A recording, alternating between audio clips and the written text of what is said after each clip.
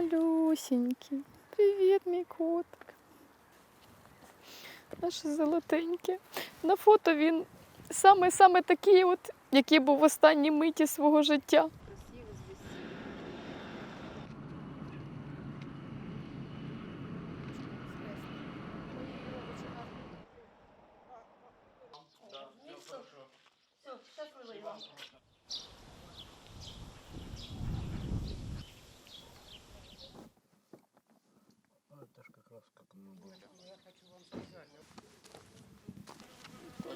Тут Борик був. Вони їх загнали і взорвали разом з усім, з магазином, з усім. Цей магазин. Один каже, що було півголови.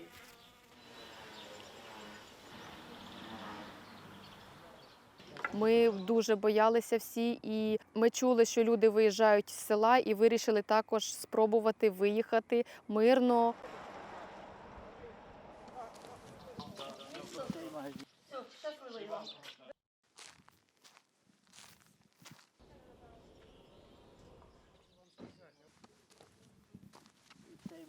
Дякую, Серега. Давай пішли пішки, бо я понесу на машині.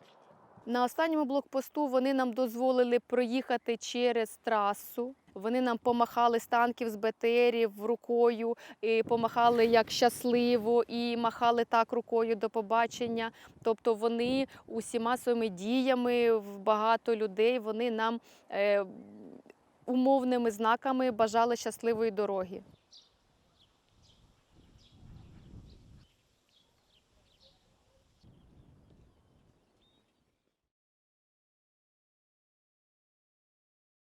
Нам здавалося, що почався стукіт, наче мерзлої землі по колесах.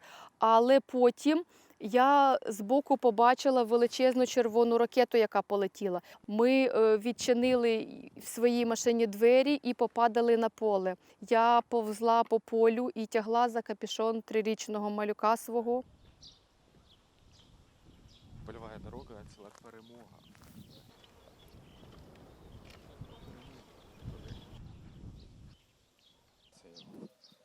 Ну а що? Він був тут. Приїхали зразу мої діти.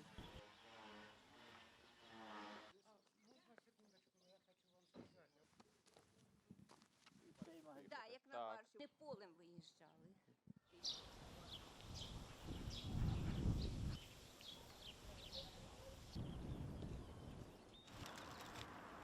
Чоловік зараз вдома.